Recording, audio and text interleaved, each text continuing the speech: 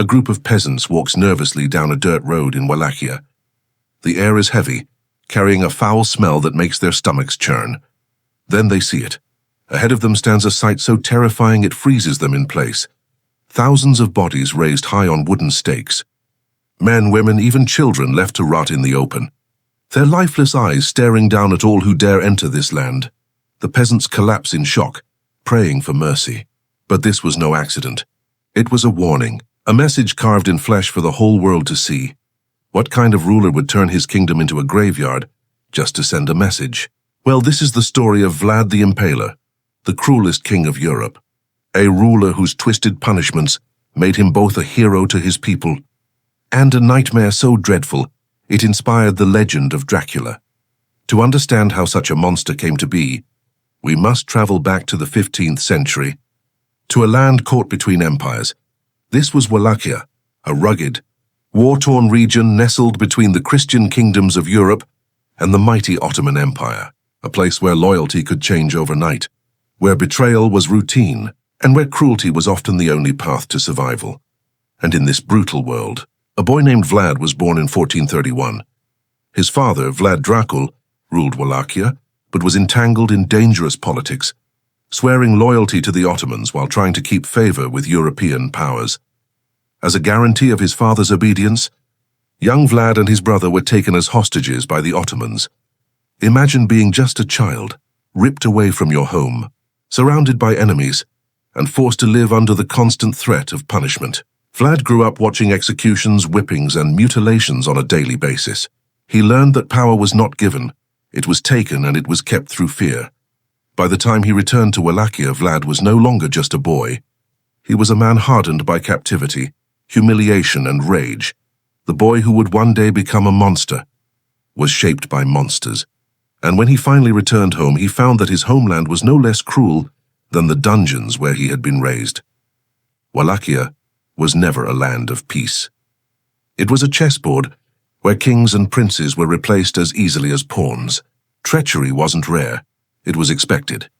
When Vlad returned from his years as an Ottoman hostage, he found his homeland drenched in betrayal. His father had been assassinated. His older brother, Mirsha, had been brutally blinded and buried alive by rival boyars, the powerful noble class who treated Wallachia's throne like a prize to be auctioned off. Vlad was not just returning to claim a crown. He was returning for vengeance. But to seize power in such a fractured land, he needed more than soldiers. He needed something stronger, fear. From the very beginning, Vlad understood that loyalty could not be bought, and respect could not be begged for. If he was to rule, he had to make obedience automatic, and disobedience unthinkable. So he turned his enemies' tactics against them. Where others used gold and promises, Vlad used terror. Where others ruled with compromise, Vlad ruled with cruelty. He punished not only his political rivals, but even those among his own people who defied him. A thief caught stealing, a noble whispering treachery, a peasant refusing orders. None were safe from his wrath. Fear was his law, and terror his justice, and his enemies soon discovered the cost of challenging him. When Ottoman raiders crossed into Wallachia, Vlad did not simply kill them. He staged their deaths as a warning. He transformed executions into theater, each punishment more horrifying than the last. Stories spread like wildfire, of nobles feasting at his table, only to find themselves dragged outside and impaled before the night was over. Of villages that dared betray him, left as smoking ruins with their inhabitants displayed like grotesque trophies. To Vlad, these were not acts of madness. They were strategy. He believed that if terror could strike deeper than any sword, then no army, Ottoman or European, would ever dare defy him. And so, he chose his ultimate weapon. A punishment so cruel, so slow, and so unforgettable, that it turned his very name into a curse whispered across Europe, and his favorite weapon of fear was the stake. Vlad's reign would soon be remembered for one thing above all, the stake. Impalement was not new to the world. It had been used before in the East as a cruel form of execution. But in Vlad's hands it became more than punishment. It became a symbol, a language of terror. Here is how it worked. A thick wooden stake, sharpened to a point, was driven into the body of the victim, sometimes through the stomach, sometimes through the chest, sometimes even through more unspeakable places. The stake was carefully prepared, so it would not pierce vital organs immediately. Instead, the victim was left alive, writhing, as the wood slowly tore through flesh and muscle. Some suffered for hours, others for days. Vlad preferred this method because it was slow, excruciating, and public. Death was not just punishment. It was a spectacle, and soon those spectacles became legendary. One of the most infamous took place after a great battle with the Ottoman Turks. When Vlad defeated a massive invasion force, he wanted to ensure no one ever dared return, so he ordered 20,000 captives impaled. Imagine the scene, an entire valley transformed into what eyewitnesses later described as a forest of the impaled. Thousands of bodies were raised on stakes, stretching as far as the eye could see. The corpses rotted in the sun, swaying in the wind, filling the air with the stench of death. When the Ottoman Sultan himself arrived and saw this ghastly sight, it is said he turned back in horror, unwilling to face a ruler who wielded terror as a weapon more powerful than any army. But Vlad's cruelty was not reserved only for invading armies. He ruled his own people with the same iron fist, making it clear that even his subjects would live or die by his terrifying code of justice. One of his earliest acts was directed at the boyars, the noble class who had betrayed and murdered his father and brother. Vlad invited hundreds of them to a grand Easter feast.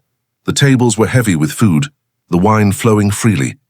The nobles laughed, thinking they had charmed their young ruler, but Vlad had other plans. When the feast was over, he ordered the entire gathering seized. The elderly and weak were executed on the spot. The stronger men and women were marched out of the hall and forced into brutal labor, building Vlad's mountain fortress at Poenari. Many died under the crushing weight of stone and exhaustion. Those who survived lived only to tell the tale of a banquet that turned into a death sentence. And this was just the beginning. Vlad ruled Wallachia as if it were his personal court of punishment. He believed that fear would forge order, and so he made examples out of anyone who defied him. Thieves were impaled. Adulterers were burned alive. Liars had their tongues torn out. Women accused of immorality were skinned or mutilated. Sometimes entire families were executed for the sins of one. He even devised punishments that seemed designed not just to kill, but to haunt the imagination. Some criminals were boiled alive in cauldrons, their screams echoing for hours. Others were dismembered or had their skin peeled from their flesh while still breathing. It was cruelty beyond comprehension. And yet, it worked. For all his savagery, crime in Wallachia all but disappeared under Vlad's rule. Roads that had once been plagued by bandits became safe to travel. Merchants who had feared being robbed now crossed his land without worry, as long as they followed his rules. There is a story, often told, of a golden cup placed in the center of a public fountain in Vlad's capital. It was for anyone to drink from. And yet not once was it stolen, for the people knew what would happen to the thief. In his twisted way, Vlad had created order. His reign was built not on trust, not on loyalty, but on the certainty of pain.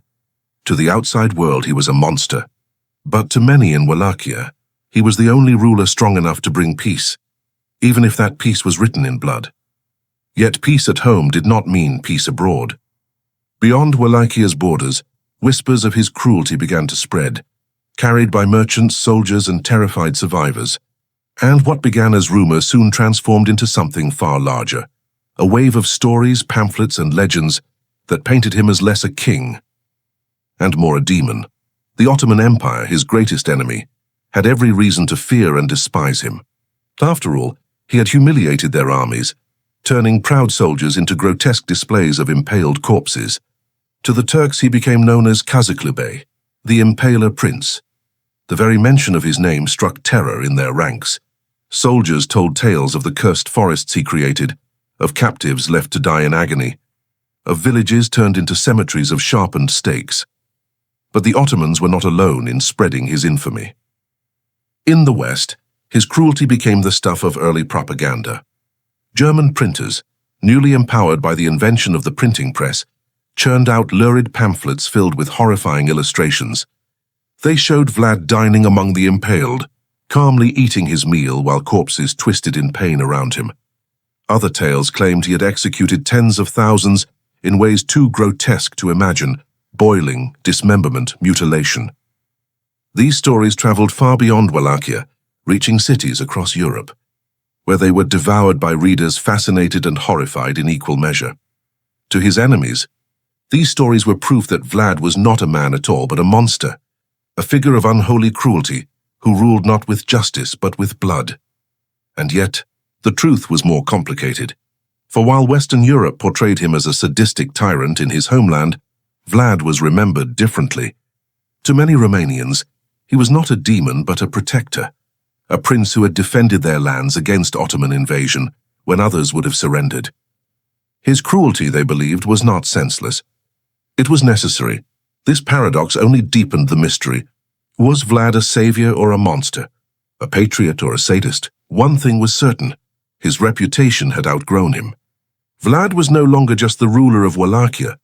He was a figure whispered about in courts, taverns, and marketplaces, from Constantinople to Vienna. The world no longer saw him as a man. They saw him as a spectre of cruelty, a prince of terror whose shadow seemed to stretch far beyond his grave, and soon his legend would take on an even darker life of its own. For centuries, Wallachia had been a pawn between great powers, Hungary to the west, the Ottomans to the east. While others submitted, Vlad resisted. He raised armies when all hope seemed lost. He struck fear into invaders who outnumbered him 10-1. And for ordinary peasants, who had suffered under lawless nobles and constant raids, Vlad's brutal justice brought something they had never known before: order. Crime vanished. Roads became safe. Merchants could trade without fear of bandits. And though his punishments were horrific, many believed they were a necessary evil in a land where mercy was often seen as weakness. In this way, Vlad became a kind of dark hero, feared, yes, but also respected. A prince who fought not for glory but for survival. Yet in the West, the image was entirely different. German and Saxon pamphlets painted him as a devil in human form. Their woodcut illustrations showed a ruler who took pleasure in sadism, calmly dining, while hundreds of people writhed on stakes around him, or sipping from a cup as victims boiled alive. To them, Vlad was not a king. He was an abomination. This divide in perception created a paradox that survives to this day. Was Vlad a savior or a monster? The answer depends on where you stand. And then, there is a legend. Centuries later, in the 19th century, an Irish author named Bram Stoker searched for inspiration for his Gothic villain, Count Dracula. He found a name that carried with it centuries of blood-soaked fear: Vlad Dracula, son of Vlad Dracul. Though Stoker never described his count as a historical copy of Vlad, the reputation of the Impaler provided the perfect foundation for a vampire lord who feasted on the living. And so Vlad's shadow stretched even further. No longer just a Wallachian prince, no longer just a figure of fear for Turks or Germans, he became something immortal, a monster of legend. But beneath the myth of Dracula, the real man still lingers. A man caught between heroism and horror, a ruler remembered as both savior and sadist. And perhaps the most terrifying truth of all is this: he was both.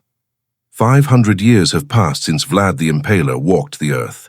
His castles have crumbled, his enemies have turned to dust, and the empire he fought against has long since vanished. Yet his name still lingers, whispered like a curse. Vlad was more than a king. He was a paradox carved in flesh and blood. To some, he was the shield of Christendom, a warrior prince who held back the tide of the Ottomans when others surrendered. To others, he was the cruelest tyrant in memory, a sadist who ruled through pain, leaving behind a landscape of death. But perhaps what makes Vlad truly terrifying is not his cruelty alone, but his belief. He did not torture for sport nor kill for mere pleasure. He convinced himself that his violence was justice, that his terror was necessary. In his eyes, every stake, every scream, every mutilated body was not madness, it was order. And that belief is far more chilling than mere savagery, because it reminds us that history's greatest monsters rarely see themselves as villains. They see themselves as saviors. It is easy, centuries later, to dismiss Vlad as a relic of a barbaric age. Yet his story forces us to confront uncomfortable truths. That fear is one of the oldest tools of power. That cruelty often hides behind the mask of justice, and that legends born of blood never truly die. Today, we remember him through two faces: the national hero and the vampire count, The real man is lost somewhere between myth and nightmare. But maybe that is fitting, for Vlad the Impaler was never meant to be remembered clearly. He was meant to haunt. So when you hear the name Dracula, when you imagine the vampire lurking in the shadows, remember this. Behind the legend stood a real man.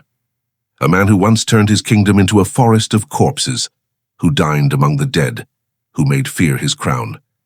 A man who proved that sometimes the scariest monsters are not born in fiction. They are born in history.